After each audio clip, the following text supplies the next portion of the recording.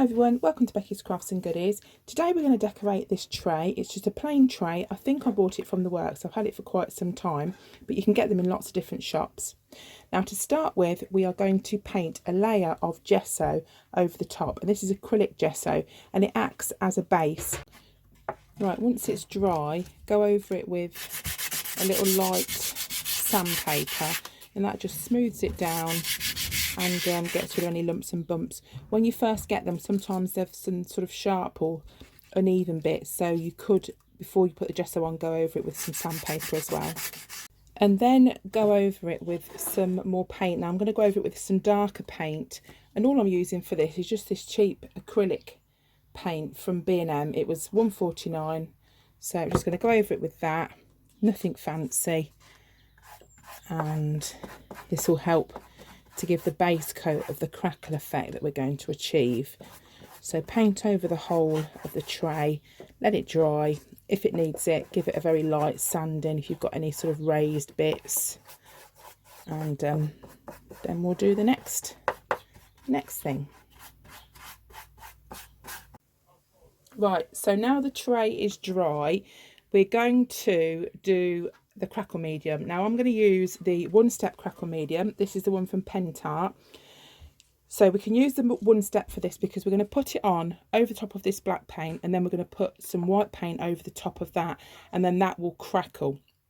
Okay, so it's like a crackle sandwich. So when we are doing the decoupage, we'll use the two-step component because we're not using two paints together. We want to get the crackle effect over the top of decoupage. So that's why we use the two different sorts. Right, so what we're going to do is put some of this crackle medium on, and with crackle medium, don't go over and over it. Once you've put it on, leave it, because you'll be interfering with how the effect works. So you don't really want to be messing about with it. Crackle sometimes isn't my friend, so if it doesn't come out very well, we'll disguise it with something, because that's the beauty of crafting. You can just hide it with something else. So I'm at a bit of a funny angle standing up here again, but we will get this crackle medium and we're going to go over like this. Now the thicker your medium, the bigger the cracks, but it's just a proper habit to keep going over it. I find it really hard. I find it as hard as going into shops and not touching. So I'm just going to let that dry. I'll just do this side just to show you. So I'll let that dry, and then we'll put over the top coat of the clear paint. Right, so that is dry now, and I'm just going to paint a layer of acrylic paint over the top. I've just mixed some paint up of a mixture that I've got. So I'm just doing that. I'll just put this over the top, and then the crackles should come through from that. And what, actually, you can see it already.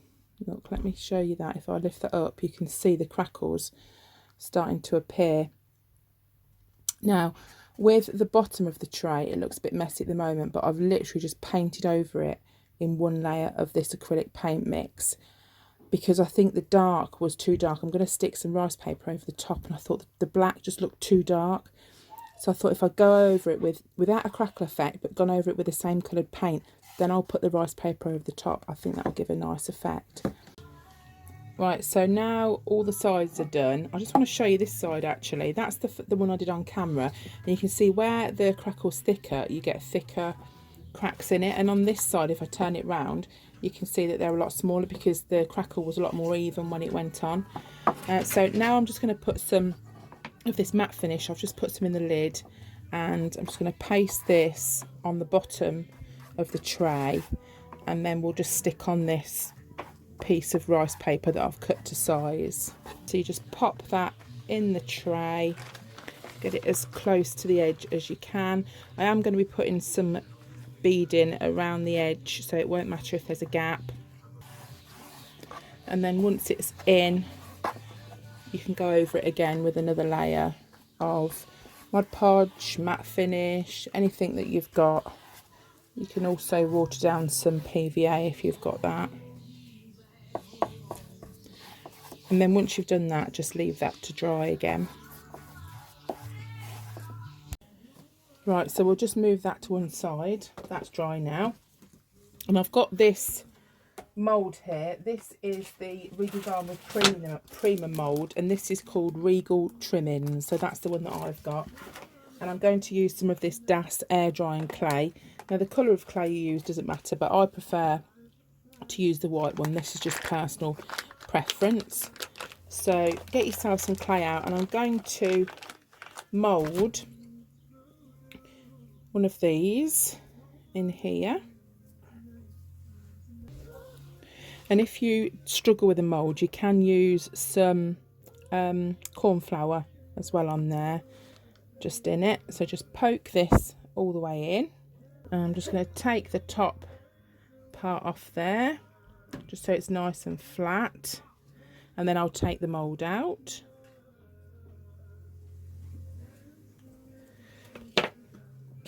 And I make these as I use them.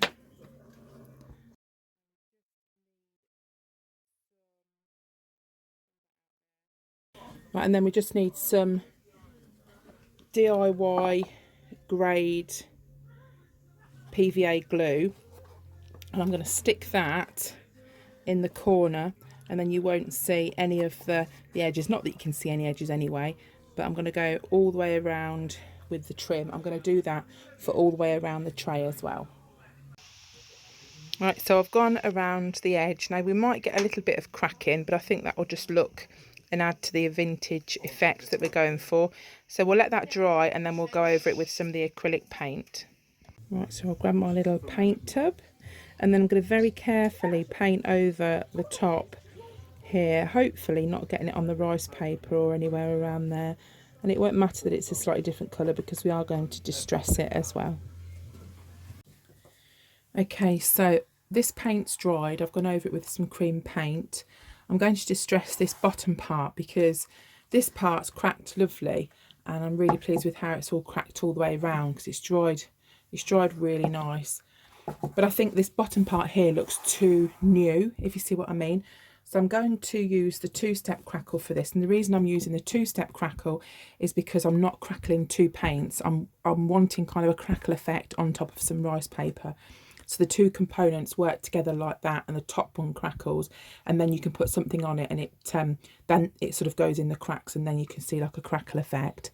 I'm also going to distress around here slightly as well, because this looks too sort of new and fresh.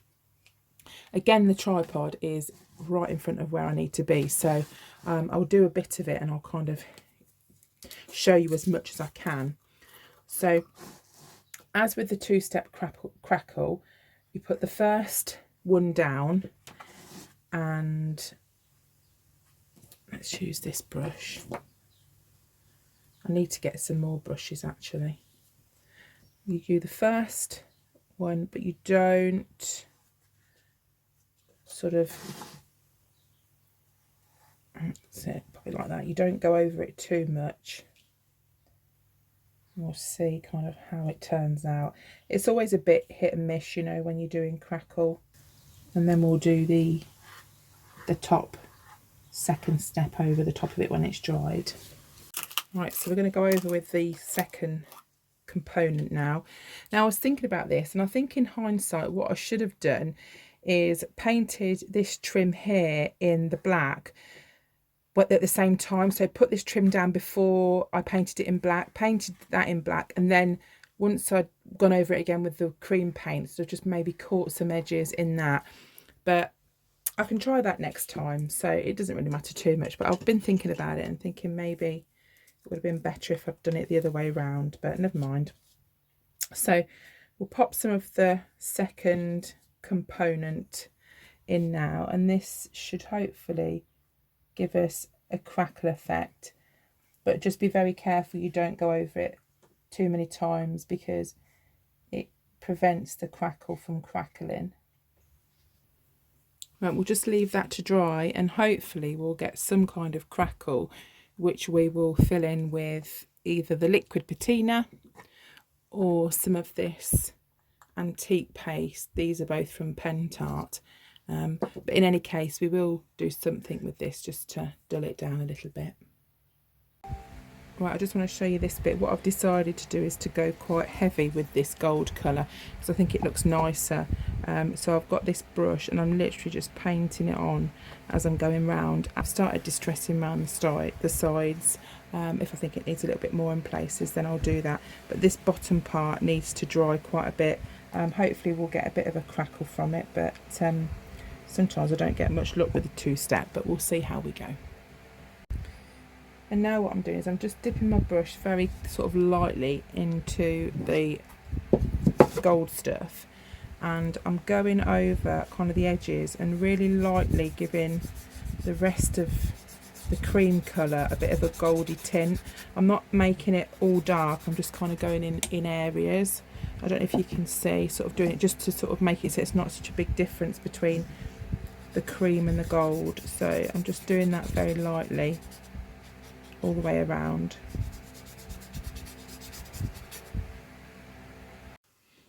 Right, so I'll show you where we've got to. I've left it for quite a few hours. I've gone around with the gold and I really like how it's turning out. It's coming out nice. Now you can see that there are some cracks in there. I don't know how they're going to show up, and I did toy with the idea of using this paste, but I think it might discolour the bottom too much. So I'm going to use this liquid patina. We've used that before on the coasters, and I think, or I hope, that that's going to be okay. So let's pop some of this on, and that's how it comes. Look, it's like a really watery liquid. It's got a strong smell to it. So just put some on, and then this should, if you go over it slowly, because I think I went over the coasters a bit too quick, you'll see that it sort of seeps all in the cracks, and then we'll wipe off the main dark part, and it should just you should just be able to see it in the cracks then, and it will continue the sort of the cracked finish. So hopefully we've got enough cracks in it to make it look nice. So I'll go over this, and then we'll get like a cloth or something, and we'll wipe it off. But it looks like the crackles are quite big, but that's fine. And then I'm just going to start and wipe it off here, and hopefully it will be seeping into the cracks a little bit.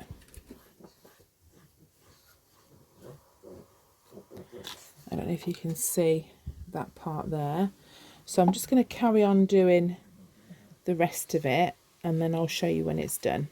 Right, so what I'm going to do now is to go over some bits with some gold as well, just to sort of team up the gold and the sort of the middle colour of the rice paper. I like the effect that it's given, and I like the fact that some bits have got like darker splodges on, because I just think that adds to the effect that I'm trying to go for. Around the edges here, where I hadn't put any of the Crackle varnish, it's gone a bit darker, so then I purposely tried to get some around the edges as well. So I'm just going to dab some bits in, and then I'll probably just sort of brush off some top, the top bits. But I'm just going to work it into some of the cracks just to bring the gold out in that part as well. And then what you'll need to do after you've done all this is to give it possibly 3 layers of varnish. Now I've got some of the Polyvine varnish, and the one I'm going to use is the wax finish, but they do one for wood as well, which is really good, which I'll link in the description, so you can just check that out if you want to. That's really good, but it will need a few coats of that just to protect it, and that makes this heat resistant as well, so you can put cups on it as well if you wanted to put hot cups and mugs or whatever on the top. So you can do that. And then I'm also going to put on a ribbon on the side. Now I'm going to show you how to make those. I've got lots and lots of ribbons here which are all crinkly, and they make a fantastic bow. I'll just show you now how you make those.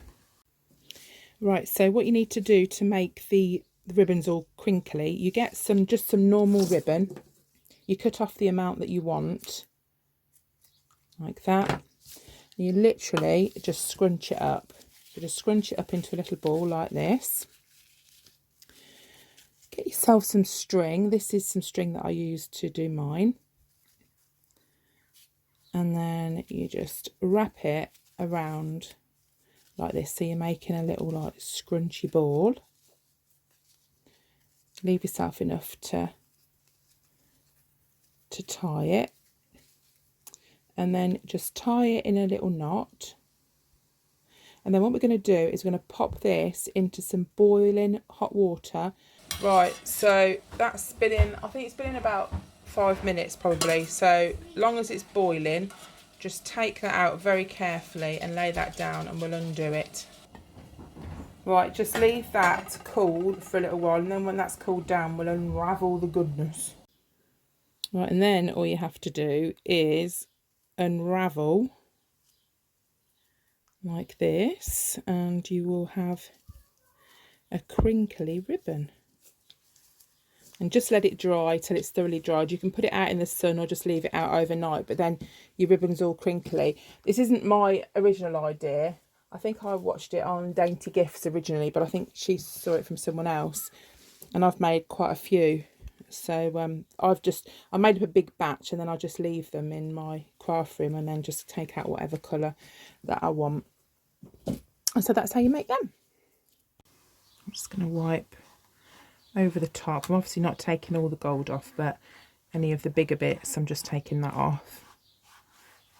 And then we'll just pop the bow on the side.